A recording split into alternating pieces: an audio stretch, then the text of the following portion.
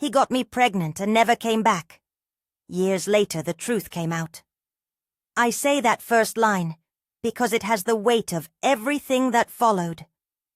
It is the sentence people remember when they hear my name in the square now, when they glance at my hands and see the grooves of a life that was never easy. At 72, sitting on my small veranda with the lemon trees shading the afternoon, the memory of that first smile still feels like sunlight hitting my face. But that sunlight did not last. It burned quickly, and then it was gone. My name is Faustina Bellini. I was born and raised in a village tucked into Calabria, where the road climbs and the houses cluster like grapes on a vine. Our town smelled of orange blossom in spring and olives all year round. Mass on Sundays filled the church with smoke from the incense and voices that lifted like a net to catch whatever small mercy we hoped for. That church is where I met him. I was 20 then, thin, and perhaps too eager to believe in good things. My father, Antonio, worked the fields, and he had a voice that could cut a man's pride with a single sentence. My mother, Francesca, kept the house, sewed late into the night, and smiled as if a small mercy could be conjured with a warm meal. Rosetta was my friend from childhood. She knew all my secrets before I did. Don Marco, the parish priest, knew us all and had a habit of pressing his thumb to each forehead when he gave the blessing, like he was sealing people with a quiet hope. The first time I saw Adriano, it was during Vespers. He had come from a town 2 valleys over, indefinido, on why he was there that day. He said work, but there was also music in his bag and an air about him that didn't belong to laboring men. He sat 2 rows ahead, his back straight, his hands in his lap. When the light from the stained glass fell across him, something in him smiled, and that smile looked like a promise. We spoke after Mass. I remember the sound of his voice, low, almost a song.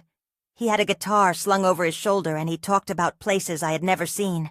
A river that ran blue at sunset, a bakery with warm bread the size of a child's head, a sea that worked like a mirror. He was not boastful. His words had the softness of someone trying to share the world with someone else. He asked about my family and listened when I told him about my father's temper, my mother's mending, the way Rosetta and I used to run through the orchards. He said, "You laugh like someone who loves things already." And at that, my face warmed until I could hardly breathe. It moved fast. That was one of the things everyone in the village would whisper about later, how quickly the 2 of us took to each other. But for me, it did not feel like haste. We walked beneath the olive trees, and he sang quietly as he played. We shared roasted chestnuts on cold nights. He told me of a modest house where he would make a small table beside the window for me to sew at, where we would have a light for reading and a saucepan that never burned. He told me, "We will make something simple and honest." His hands were calloused but gentle when he touched the hem of my sleeve. We began to see each other in the afternoons. He would come with a guitar case and a small bag, sometimes a loaf of bread or a fig, and we would sit down by the low wall that overlooked the valley. I remember the smell of rosemary in the air and the thin sound of his voice lifting over the cliffs. We did not speak of impossibilities.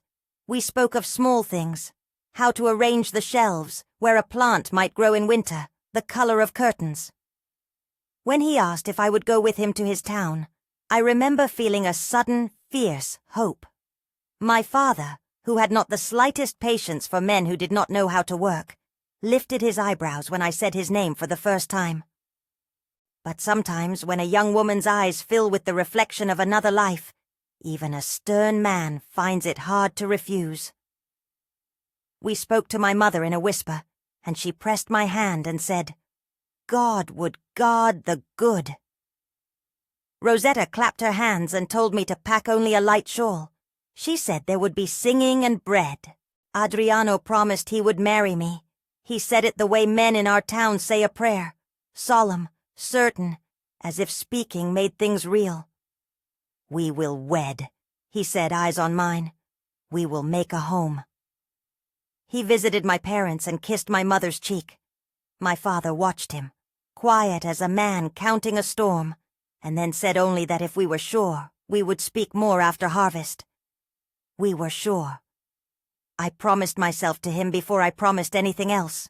We moved in together in the little room above his cousin's bakery. It was small and the roof sloped, and when it rained, sound like small drums would beat overhead. But when I put my head on the pillow at night, I felt safe. There was a narrow table where he would tune his guitar, and an old wardrobe whose door stuck, spattered with flour. We joked about the wardrobe as if it were our first houseguest. He left his things there, and for a while, every morning when I lifted the latch to choose a shirt of his, I thought the world was beginning to be true. Then I found I was with child. It was not a thunderbolt. It was a folded, slow knowing that came as I washed the plates, as I held the bill for a neighbor, and as the sun warmed our bed in a different way. I told him in the kitchen while he boiled coffee. He set his hand on the counter and listened. When he smiled, the smile was larger than before. He picked up his guitar, and for a moment there was a song that had only 2 notes, joy and disbelief. "We will marry," he said again. "We will go to the priest and ask. We will do this right." His fingers trembled on the strings. In my head, the small room became a cathedral. I could see my mother's sewing table and my father coming to sit down and bless us. I told my mother. She pressed my hands and cried, not with scorn, but with a softness that loosened something in my chest. Rosetta ran her fingers through my hair and laughed until she cried. I wrote the word Angelo on a scrap of paper and tacked it behind the wardrobe door like a secret. We told the neighbors, and in the way small towns do, everyone prepared themselves. There were plans: a simple meal, a walk to ask the priest, a dress borrowed from a cousin. For a few days, the kind of days that are measured by preparing bread and sweeping the doorway, we were almost invisible to the rest of the world, wrapped in a private certainty. I remember Adriano practicing vows he did not yet know how to say, and me picking lint off the hem of his shirt. There was a late afternoon when we walked under the olives, and a breeze moved the leaves like an old lullaby. A man raised his hat. Children playing by the road stopped and looked at us as if we were something new and hopeful. Then one morning his clothes were gone, and so was his future. You might imagine we argued. You might imagine a fight, a desperate scene at the doorway. There was no fight. I made coffee at dawn and he was there, folding a sheet with the kind of neatness that seemed rehearsed. He told me he had to leave for work in another part of the region. He said he would be back in a few days. His words were calm, as if covering a small wound with gauze. He left a note, if that is what you can call it. It was a scrap of paper, folded twice, with a sentence that said he had to do this or that. It did not say why. I remember staring at the curls of ink until the light in the room flattened and my legs would not hold me. I remember opening the wardrobe, looking for a shirt to tuck in, and finding only the silence where his things had been. The shirts were gone. The guitar was gone. Even the small wooden box where he kept his coins was gone. The bed smelled of him, but not of his staying. It was as if someone had come in the night and erased him. At first I believed, stupid and soft, that he had been called away by some honest emergency. I ran to his cousin's bakery. They looked at me with the pity you would give a bird with a broken wing. "He left," the cousin said bluntly, as if that was an answer. "He left early." I went to the barber, to the seamstress, to the other houses. No one had seen him. No note was left. No ring replaced his promises. There was a moment, small and terrible, when I realized this was not a mere departure. I realized that he had chosen to go and had taken with him the pieces of a life, leaving me with a belly and a name no longer anchored in a promise. I should tell you now about the village, because the village is a character in its own right. Men sat at the cafe and made their judgments in the measured tone of men who do not need to be kind. Neighbors who once brought over olives and lemon preserves stopped by less and less. Whispers slid under shutters like cold air. Sometimes a child of the square would point when I walked by with my rounded stomach and say something that made my face hot. I learned to look straight ahead. The hardest thing was my father's face. He had always been a man of work and little softness. When I finally told him, he stood in the kitchen with the light from the window painting his jaw in hard lines. His hand, which had always steadied plows and carried sacks of grain, shook. "Who?" he asked. He said the name as if it were the smallest of trivia, and also the heaviest of accusations. I told him, "Adriano." He didn't strike me. He had other weapons, silence, withdrawal, a kind of horror that sat in his chest like a rock. He said, "You are my daughter. You know what this does." He refused to let me stay in the house. He laid out the rules in the way only a man who feels his honor slighted can. You do not bring shame into this home and expect the same table. He told me bluntly that I must leave. The rest of the family would watch. My mother, Francesca, stood at the doorway with her eyes wet and said nothing at first, then came close and touched my cheek. "Your father," she whispered, "is afraid for how people will look."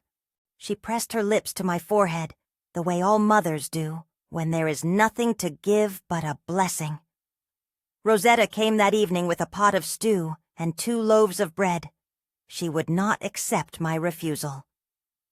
"You will not sleep on the road," she said, as if it were the most sensible thing in the world. She moved with a brisk tenderness that embarrassed me into tears. "We will find work," she said. "We will get by. Do not let his leaving make you small." There were men who came to the doorway and spoke as if they were judges. Some said shame, like it was a coin that could be shown to others as proof. Some refused to meet my eyes. The priest, Don Marco, came with a softness that broke me into twice the sorrow I had been shouldering. He did not sermon me or scold. He took my hands and said, "We will think of the child as a blessing. The church helps where families cannot." When I went back to the little room by the bakery, I opened the wardrobe and dragged out the scrap of paper where I had written, "Angelo." I held it against my chest and remembered the afternoons we had planned. The bed where he had slept had been made neatly, as if to hide the absence. Every small object seemed to signal culpability. Shirts folded, a spoon left where he had eaten, a cigarette butt not yet emptied. But those small objects were not his. Someone had carried them away, his shirts, his guitar, his coat. The erasure felt deliberate. The village treated absence as if it were a thing you could wear like a cloak. People would say, "Well, she chose him," as if choice could explain cowardice. I learned the language of their pity, the tilting head, the lowered eye, the sentence that began with, "Poor girl." They thought I had done something shameful, when really I had been the one who had been given a promise and left with a growing life inside me. There was a time, I cannot tell you how long, because time adjusts itself in the telling, when I sat on the wall beneath the olives and listened to Adriano's song in my head. I repeated the verse we had laughed over, hoping that the memory might be the thread that would pull him back. But the song was only a ghost. The absence forced choices on me that I had never wanted to make. Where to work, who would watch me when the child came, how to explain to my father that his daughter was no longer the kind of daughter he had imagined. I went to Giuseppe, who ran the tavern at the edge of town. He had always been kind in a quiet way, and he offered me a job washing plates and sweeping. The money was small, the hours were long, the work was honest and heavy. I took it because I had to. My mother found ways to help that were small and fierce. She took in washing, mended clothes for neighbors, sold loaves at market for 1% of the price. Rosetta came and fed me dinners that seemed to hold back the cold. My father went through a season of looking at me as if I were a stranger who had set foot in his house by mistake. There were nights when I curled into myself and wept until my throat was raw, and no one knocked, not even for courtesy. And yet even then, there were moments of tenderness. A nurse at the clinic, she had a plain face and surprising hands, told me where to go for a cheap blanket when the weather threatened the baby. A teacher later would notice Angelo's seriousness and praise him for it. Don Marco visited with bread and a small statue of the Madonna he said would watch over us. These things did not erase the hurt, but they built a scaffolding. When my belly grew heavy, and I could no longer hide it under shawls, the whispers became stronger. At market, a woman I had once shared a bench with turned her back and said nothing. The priest arranged for a midwife to check on me in private. Rosetta would sit with me and read aloud from letters someone had written in the parish about mercy, though we both knew letters do not feed mouths or calm a father's blame. I remember the night I first feared the child might not be born healthy. That fear is a hollow that opens in the ribs like a cold cave. I lay with my hand on the roundness of my belly and spoke to the life inside me like a woman who believes in what cannot yet be seen. I made promises the way one makes bargains. I would work harder. I would not cry in public. I would teach him to carry himself straight. When the day came and I went into labor, Rosetta was at my side. The house smelled of garlic and lemon and boiled water. The door was barely ajar to let in the cool night air. There was no man to hold my hand. There was no Adriano to sing the low notes he used to hum beside the bed. There was only the sound of my breathing and the steady voice of a midwife who had seen many births and knew when to press and when to be quiet. The town showed up in their small ways, donated linens, a loaf of bread left on the doorstep, but no husband stood at the threshold. I will not tell you now exactly what happened the night I gave birth. There are details I keep tucked as if they were talismans. Some are too raw to bear in the first telling. What I want you to know is that when Angelo came into the world, his mouth made a small sound like the opening of a window, and my heart changed in a way that is not easily explained. He had his father's dark eyes and a stubborn set to his jaw that made me both laugh and harden at once. When I held him, the village's judgment felt distant and ridiculous. Afterwards, there were practical things to do. Register his name, find him a blanket, tell the priest. I carried him home wrapped in a blanket that smelled of soap. My father met me at the doorway. He stood there, the light behind him making the lines of his face look older than I had ever seen. He looked at the child in my arms, and then at me, and his face shifted. I had expected anger, perhaps remorse, but he said nothing. He did not offer to hold the child. He asked me, in a voice that had the brittle quality of a branch, snapped, "Who is the father of this child?" "I told you," I whispered. I said his name like a prayer, and like a complaint. He turned away. My mother reached for Angelo and kissed his forehead as if she were trying to give him something the world had not yet offered. Antonio, my father, folded his hands and made himself small in a way I had never seen before. His silence was a verdict. Those days, those first days when the baby slept and I stared for hours at his small hands, were a mixture of wonder and the slow, persistent ache of not having the man's presence who had promised us a life. I could feel the village's eyes like the closing of shutters. People passed us in the street with polite avoidance. Jobs were harder to find for a young woman with a child. I learned to do without the things people take for granted: an offer of help, a neighbor's invitation to sit and gossip in the sun. I learned to make my own invitations, to find the next day's work, to thread a needle in the fading light, to tuck my son's blanket so it would not slide off the bed. Even now, When I tell this to younger women who look at me with eyes that have seen fewer winters, I have to remind myself that there were moments of joy that lit the darkness. Angelo's first laugh, the way he gripped my finger with his tiny fist, the way he slept like a small sealed thing against my heart. These things were holy.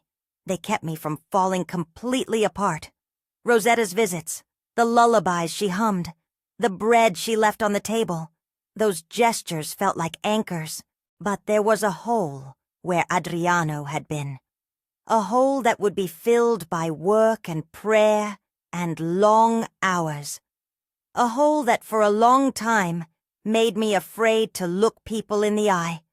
I taught Angelo how to walk straight and to answer politely. I taught him how to stand in a market and buy an orange without letting the vendor see his pride slip. I taught him that dignity is not given, it is carried. When the gossip became unbearable, I would take Angelo and walk along the path by the olive groves.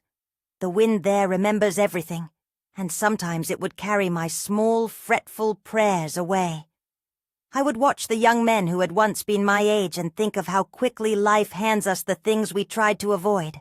I would think of Adriano's promise, and how promises sometimes have the weight of paper. There were nights I wondered whether he would come back. I would listen for the sound of a guitar, for the scraping of a boot along the road. I would imagine him at a distance, struggling with a conscience, a man made cruel by his own cowardice. Perhaps he would return and stand in the doorway and explain himself. Perhaps he would bring an apology and a small bouquet, and our life would stitch itself back together. I allowed myself these illusions as a kind of sleep. But the thing about absence is that it tends to grow more like a law than a wound. It ossifies. It becomes the setting within which new life grows. I learned to plant my days around small certainties. When Giuseppe would need a hand at the tavern, when Rosetta would need me to watch her children, when the priest would ask for help with the church flowers. I learned to read the look in a person's eye to know whether they would be helpful or sharp. I learned to walk away from questions that had no answers. One winter evening, months after his disappearance, a man came to the door with news that would change every rumor in town. He said he had seen Adriano in a market in a neighboring town, in a place where travelers stop, and the sea smells like a memory. He had been with a woman there, he said. The man's voice carried the sharpness of one who delights in the fall of someone else. I felt something in my chest crack in a way that was not pain you can treat with time alone. It was indignation, an old thing that rose in me with heat. Why would he do this? Rosetta demanded when she heard the story, slapping her palm on the table. Why would he leave like that, take their music and go? No one knows, I said. I tried to make the words thin and flat so they would not sound like accusation. But inside I burned with a question that could not be soothed by the church's prayers.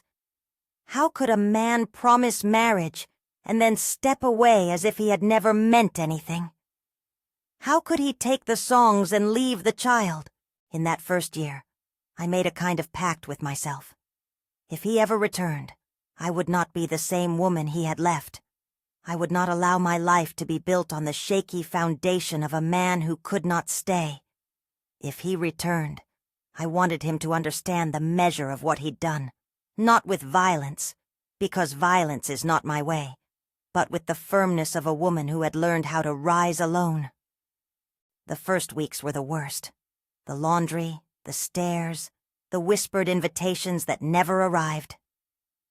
Then came the deeper slog, a slow rhythm of work, of nights with a child at my breast, of mornings that smelled like lemon peel and coffee.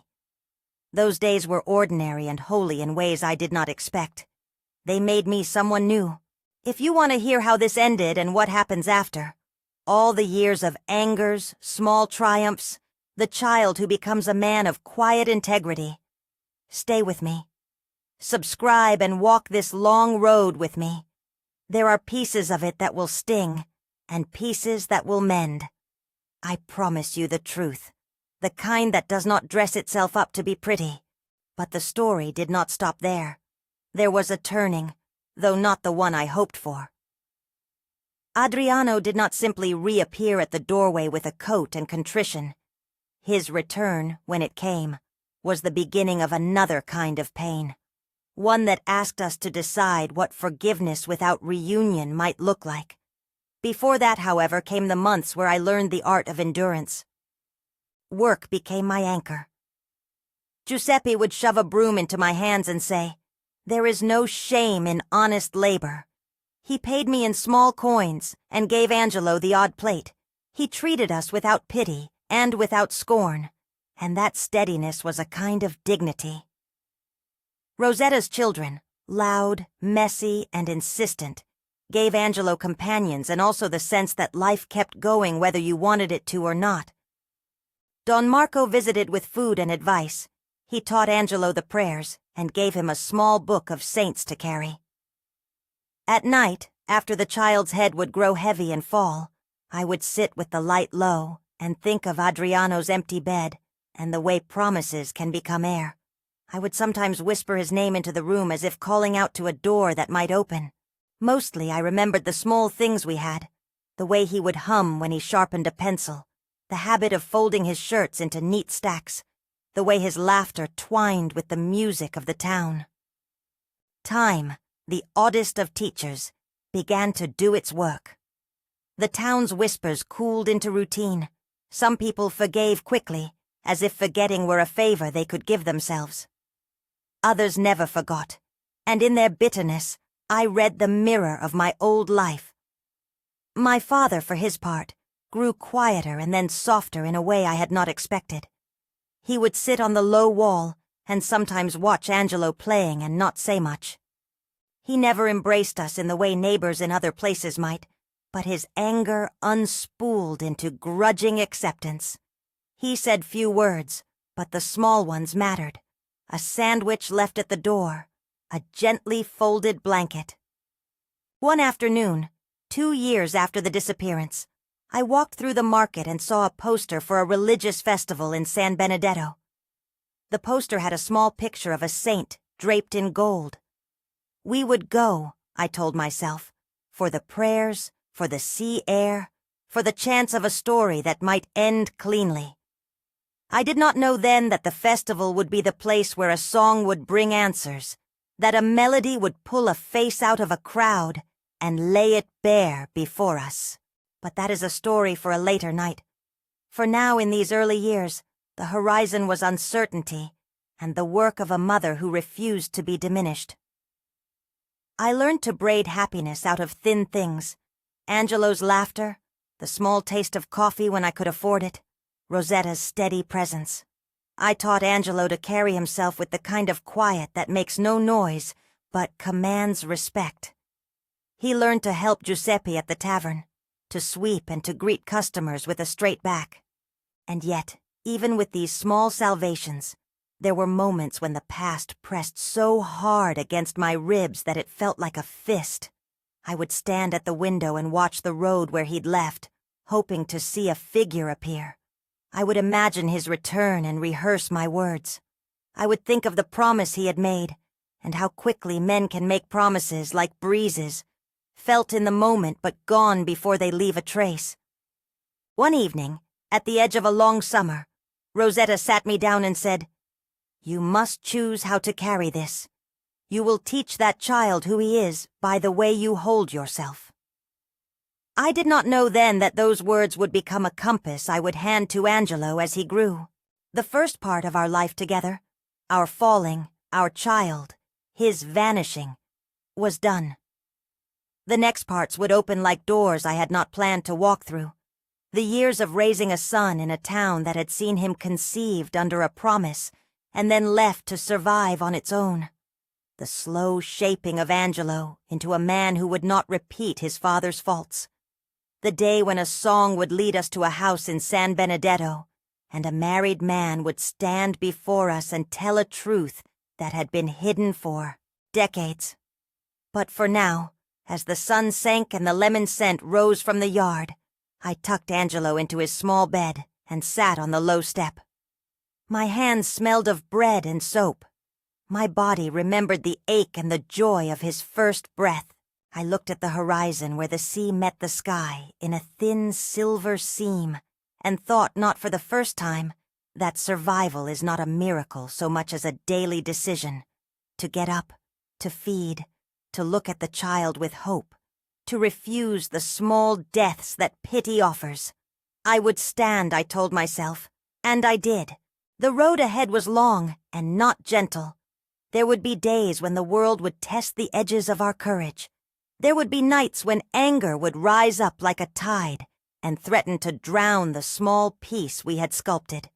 There would be a day when a man from a neighboring town would strum a tune that would pull a face from the crowd and bring the past back into the open. That day would make choices become unavoidable. Until then, I held my boy and learned the language of keeping on. The day came sooner than I expected, though in my bones I had known it would. Life has a way of setting a hinge in the thinnest of moments, and everything turns on that small movement. Angelo was 17 when he first heard the song again, the same rhythm that had once wrapped around my chest like a ribbon. He had learned to listen with his body. He'd watched men and years and learned to read what they would not speak. We had gone to San Benedetto for the festival because Don Marco insisted that a change of air and a blessing might do us some good. He said the sea would clear our heads, and the prayers would put the past into a neat frame. San Benedetto.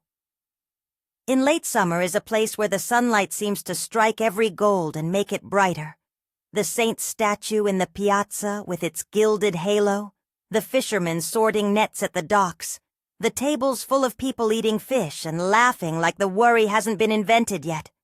There was music, always music, and stalls selling sweets that smelled of honey and lemon. Angelo walked beside me, taller than the men in the square used to be, his shoulders square and careful. He had the air of someone who carries a quiet answer for anyone who would ask. I had taught him, without parading the lesson, that the way you hold yourself speaks before words do. We were not in search of anyone. We thought the day would be a day of bread and bells, not a day when history would raise its hand. Then a guitar began to play, a low, familiar pattern of chords that snagged at my memory. It was not precisely the melody I knew. Time alters songs the same way it alters faces. Still, the way the man on the small stage struck the strings, the angle, the little pause between two notes, was the echo of something I had once rested my head to. Angelo's step slowed. He turned to me, and his eyes were not the eyes of a boy performing curiosity. They were the eyes of the child who had watched a promise vanish and decided to claim an answer. "Ma," he said, "Ma." By instinct, a habit of how he said mother. "Do you hear that?" I listened, and my mouth went tight. I told myself that memory deceives, that grief fastens itself to any bright thing and labels it. Yet the sound pressed against me with a familiarity that was more than sound. It was a shape of a man's approach. Angelo's face shifted. He squinted toward the small stage. The man playing had his back to us, and his hat cast a shadow over the nape of his neck. For a moment I could not look. The memory of how his hair had fallen over his collar when he laughed swarmed in me. Then Angelo stepped forward without shouting, without a noise that would make a scene. He followed the music as if following a scent. I followed him. The crowd was busy with its own pleasures. No one placed a hand on our shoulder or saw the way our steps angled. Angelo stood at the edge of the little square and watched. When the man turned, the face was older, sun-lined, but the same. I cannot tell you the number of times in those years I had invented his return and rehearsed 1,000 speeches. None of them matched the silence that settled in me when his eyes, my Adriano's eyes, met mine. He was in the company of 2 other people, a woman beside him who had a born familiarity with his body, a softness in the way she leaned, a boy who looked half asleep on a crate, straw in his hair, and a small net bag of pebbles at his feet. The man who had been a promise to me was not alone. Angelo did not move to strike or to scream. He stood level and calm, and that steadiness was one of the things that steadied me. We waited for him to finish the song. When the last chord died in the open air, the musician lifted his eyes, and for a beat, the world narrowed to the three of us. He did not scramble for excuses. He did not fold into contrition. He simply stepped down from the stage and came toward us as if he'd been walking a road he had always intended to walk. "Angelo," he said. His voice broke as if the word had dust in it. He used Angelo's name the way a man uses a name long remembered. He looked at me and then quickly away. There was a new weight to his shoulders, as if time had built something upon him that was not entirely his. We moved as one toward him, anger and hunger and the old ache unspooled in my chest. Rosetta later told me she had watched us come and thought we would fall like a pair of men confronting the sea.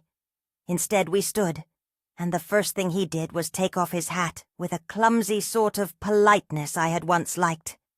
He looked at my son as if measuring a harvest. Angelo held himself like a man who already knew the measure of disappointment. "You're not supposed to be here," I said, and the sentence was a shape fitted to every year of absence. It was not a cry, but a place where everything could be held. Adriano's mouth tightened. He reached into his pocket and produced nothing useful, only a small folded scrap of paper, the kind of thing men keep when they think a good excuse must be kept on hand. He said, "I," and stopped. Then he said more clearly, "I never knew. I didn't know he was—" He could not find the right words for what he had not known, or what he had neglected to learn. The woman who had been at his side stepped forward. Her name was Rosa. She had a face that had been taught to smile around a man's absence and a child's small demands. Her eyes met mine with an immediate wariness. "We didn't mean to cause trouble," she said. She said it not like someone offering pardon, but like someone offering a fact. Trouble exists in the world, and accidents happen around it. The boy, his name I would learn later is indefinido, looked at Angelo as if at a rival, though he was younger. Whatever hope he expected, that his face would be enough to fold the past, was gone in that moment. Anger had an odd companion. It was not primarily for him, but for the years he had allowed to continue like a smooth stone. The sea could be full of secrets, but the small square was not obliged to pretend everything was simple. Angelo took a breath I felt in my own chest. His voice was a flat instrument of fact. "You're the man," he said simply. "You're the one who left my mother." Adriano's face showed something like a flounder. He looked at me and then, with the slow, awful dignity of someone caught being a small coward, he told a truth I had suspected all along. "I was married," he said. "When we met, I was married. I left because I could not live two lives. I left because I was afraid of what would happen if I stayed. I am sorry."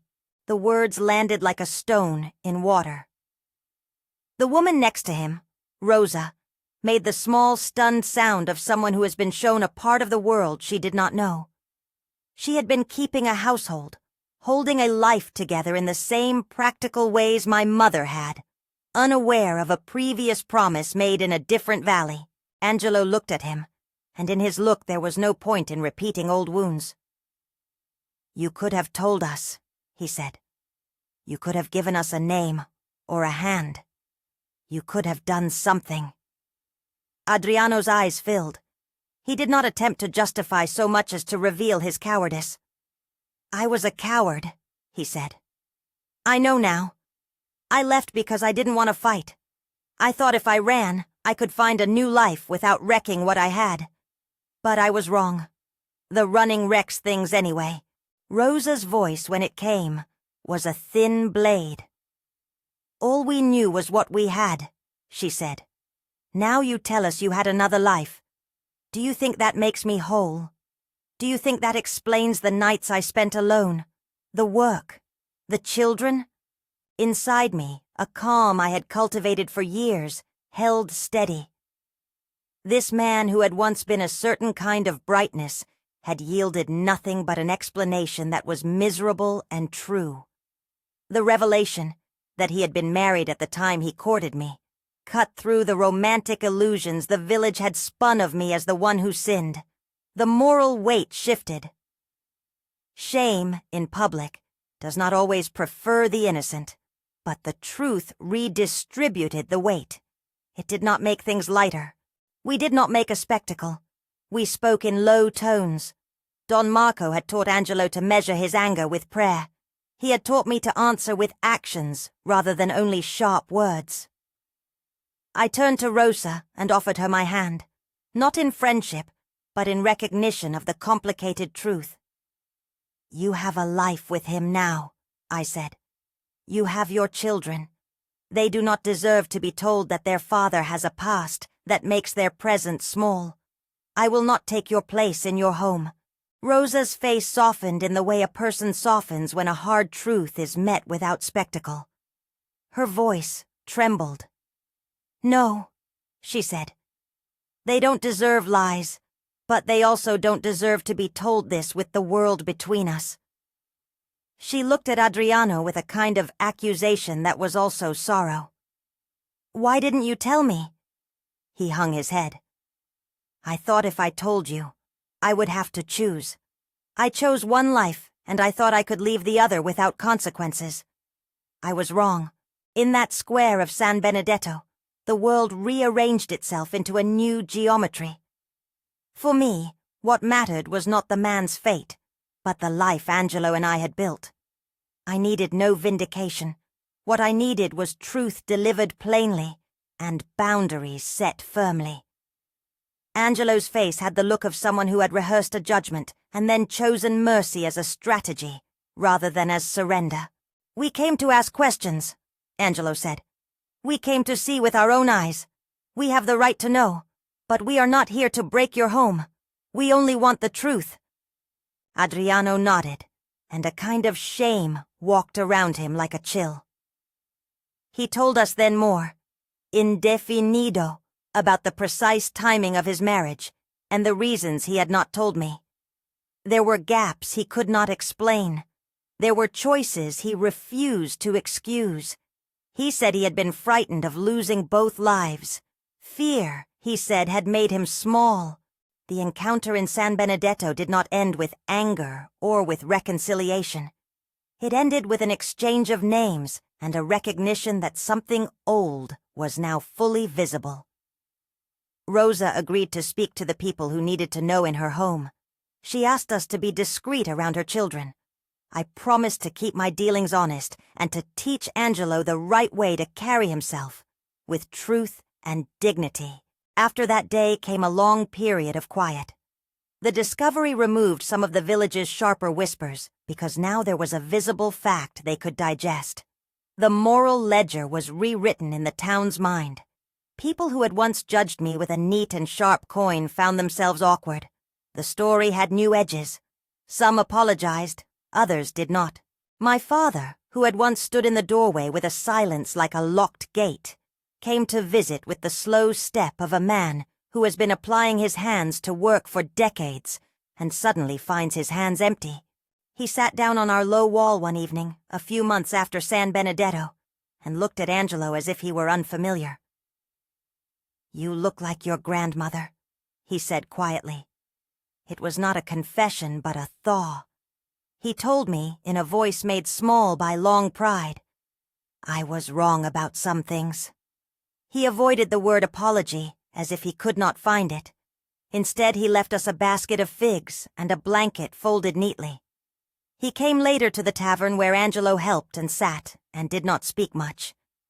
His acceptance was small and practical, a sandwich left on the table, his presence at a christening when Angelo's first child came.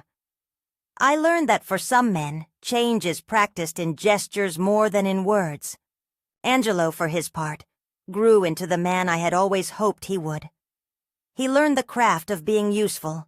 He worked with Giuseppe and learned how to organize, how to sweep every corner so a space would feel inviting, how to ask a customer about their day without pretending to be intimate. He continued to go to Mass with Don Marco, not out of habit but out of the steady habit of a man who wanted something larger than himself to keep him honest. Where once he had been a boy who would sometimes look away from a challenge, he became someone who could stand in a doorway and offer a hand to a neighbor in need. Years nested into each other.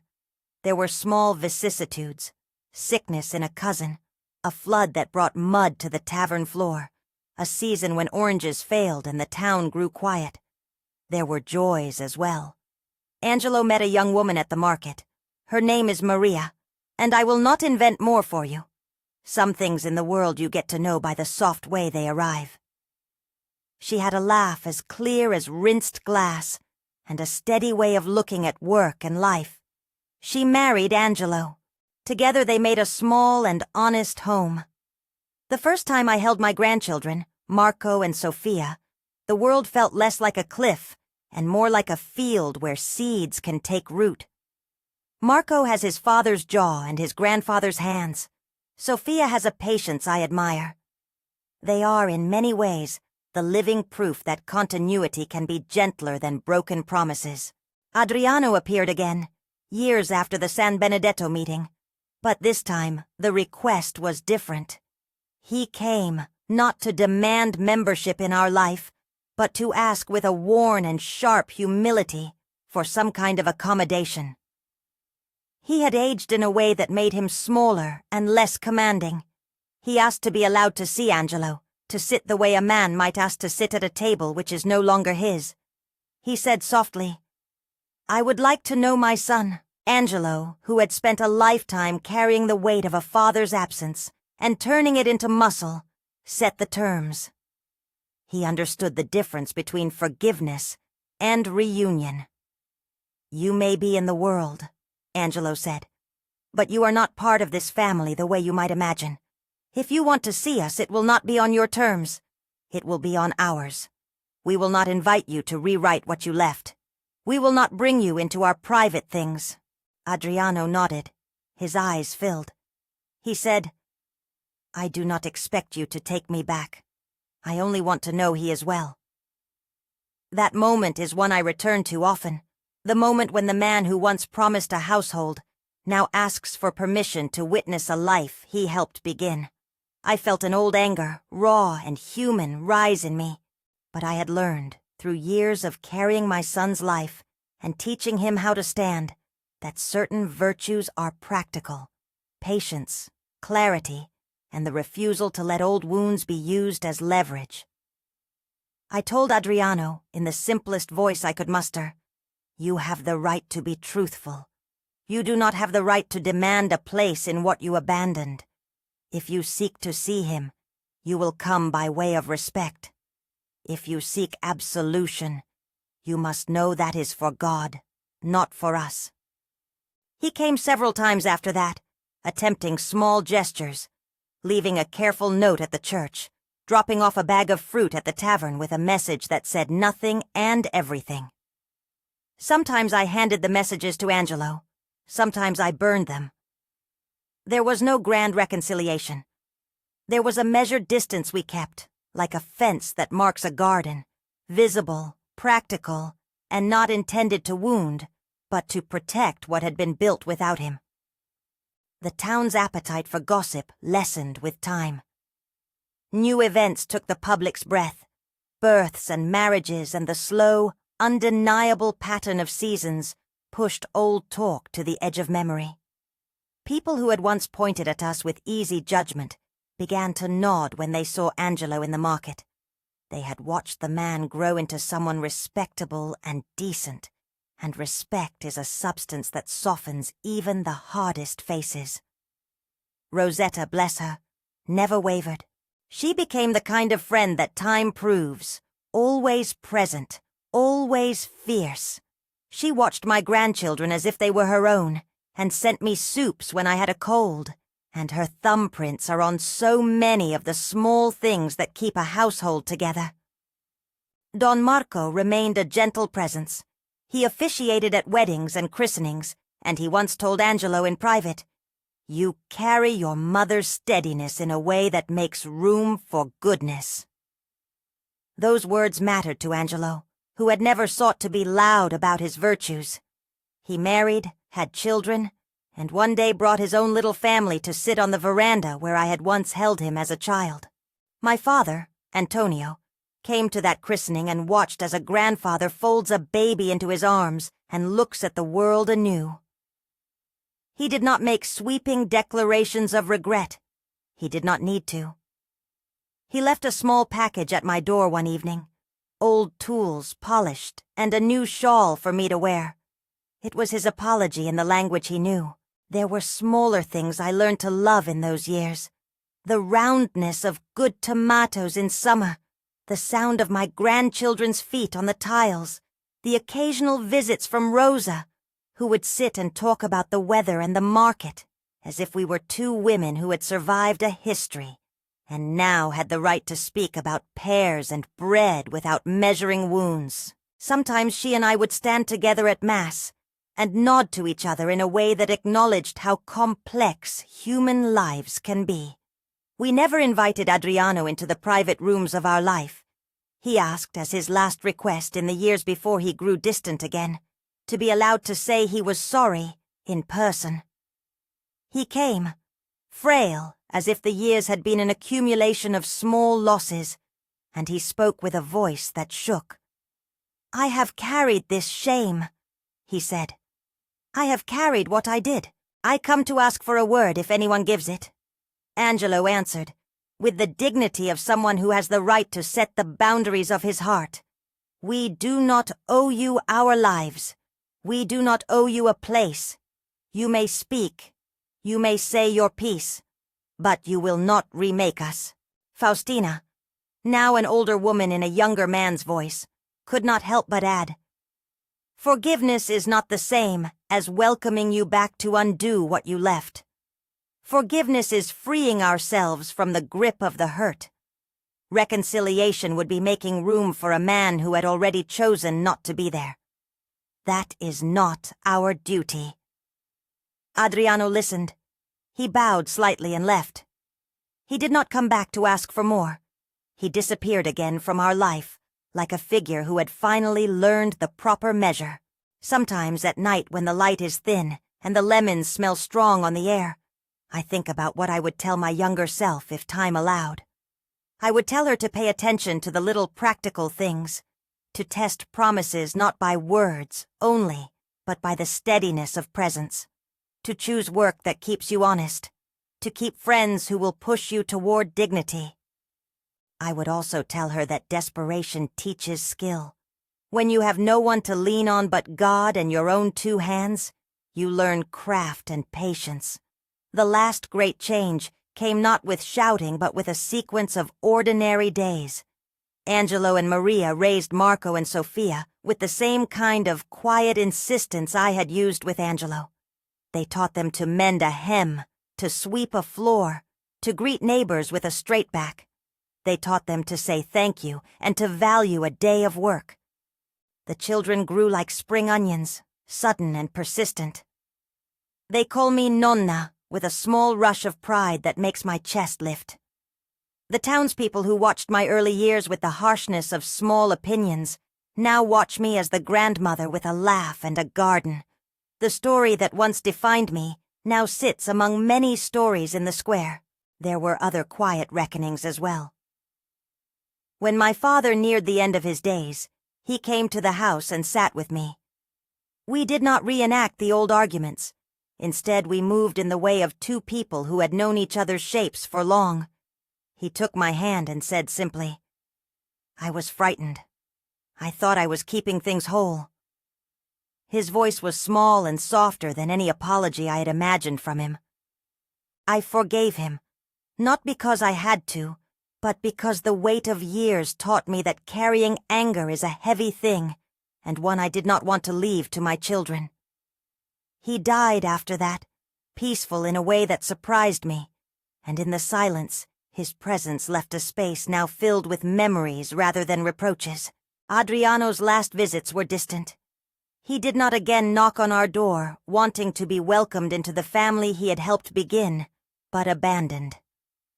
Sometimes I heard through the kind tangle of village talk that he had had troubles, indefinido in specifics, and that he had lived out his days in a town by the sea where the wind takes memory lightly.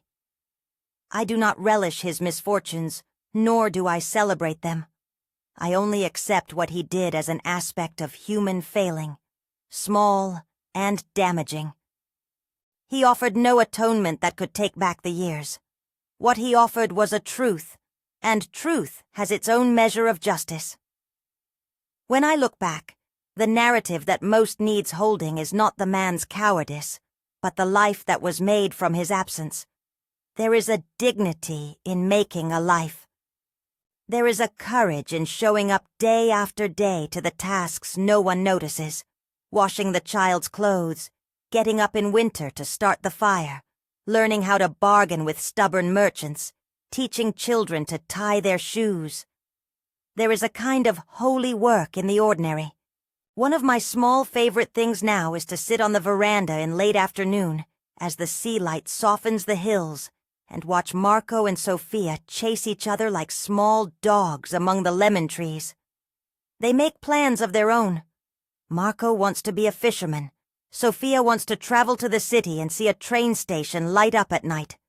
Angelo and Maria watch them with a tenderness that looks like repair. When they see me watching, they wave me in and hand me a cup of coffee that is not quite hot enough and perfect for my hands. I do not tell them all the old stories. There are truths that are necessary for a child, and other truths that are heavy for their small shoulders. But sometimes in the evenings I read aloud to them from a small book of saints Don Marco gave me once, and talk about people who choose brave things. They listen, and their small faces shine, and sometimes Angelo squeezes my hand, and I know he remembers the songs that once frightened us. If I could say one thing to other women who find themselves in the hollow of an abandoned promise, I would say this: you are not defined by the man who left you. You are defined by how you feed the life you carry forward. There is no quick theology to fix what is broken. There is only the stubborn business of living and making a place where the next generation can stand straighter because of what you did. Forgiveness, if it comes on your timetable. Reconciliation is a gift, not an obligation. Protect the life you made by the rules you think best. People sometimes ask me whether I ever wanted revenge. There was a time when some small vindication would have tasted sweet, but revenge is a cheap currency. It spends you away in bitterness. I chose something else, to make a home that did not depend upon a man who could not stay. I chose to be present for my child. I chose to work and to teach him dignity. That, more than anything, is my victory. I do not say I am proud of my suffering. Suffering is never noble when chosen. It is only noble when turned into a building. I am proud of what we built. A family that loves and a life that keeps its head up. I am proud that Angelo became a man who respects women and does not think his father's example is a template to follow. I am proud of the way my grandchildren call me Nonna, with the certainty that I will bake them a cake if they ask. Sometimes, on quiet evenings, I run my fingers along the scar of a memory like one strokes a familiar cloth. Memory is a fabric woven by stitches of all different colors. There are threads I would cut out if I could, but the whole is stronger than the sum of its parts. I do not pretend the story's pain disappears. It becomes part of the furniture. It does not occupy the center of the room anymore. At the center now are the small rituals. Mass on Sundays where Don Marco still nods at me across the aisle. Afternoons at the market when someone I knew as a boy now asks about my grandchildren. The sound of a guitar on a distant radio that no longer makes my chest contract with hope or fear. but rather sets a gentle mood in the evening. Sometimes I hear Adriano's song, and it no longer calls me like a bell of memory. It rings as one more sound in the village's chorus. If you meet me in the square, if you ever come to the town where the houses cling to the hillside, and the lemon trees lift their small lamps at dusk, you will see an old woman who carries a soft stubbornness. You will see hands that have washed 1,000 dishes and folded 1,000 folds. You will see a woman who chose to mother in the absence of the man who fathered. You will see a woman who forgave in her own time and refused reconciliation when it would have meant erasing the life she had raised. He got me pregnant and never came back. Years later, the truth came out. The truth, when it came, changed the shape of public shame and moved the weight to where it belonged.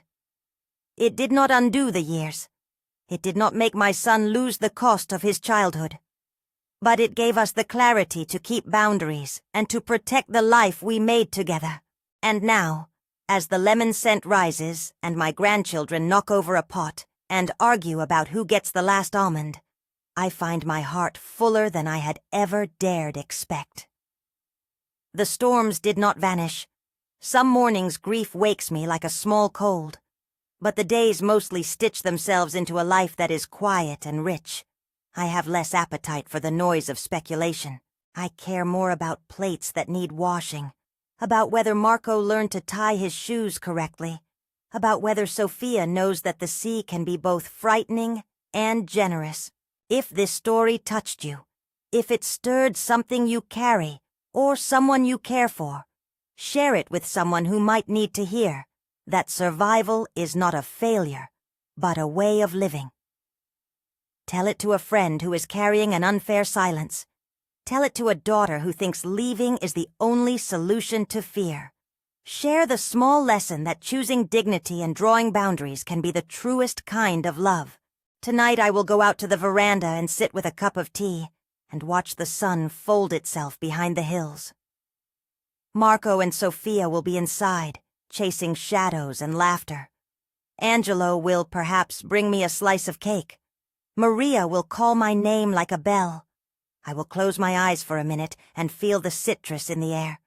I will think of a young woman who once believed in a smile and then learned how to make her own light. I will think of the life that kept on despite the promises that turned to air. I will breathe, and the lemon trees will murmur their soft assent. Thank you for listening to my story. If it moved you, pass it on. Let someone else know that there are lives rebuilt from absence, and that dignity looks like daily work, like loving, like saying no when necessary, and yes when possible.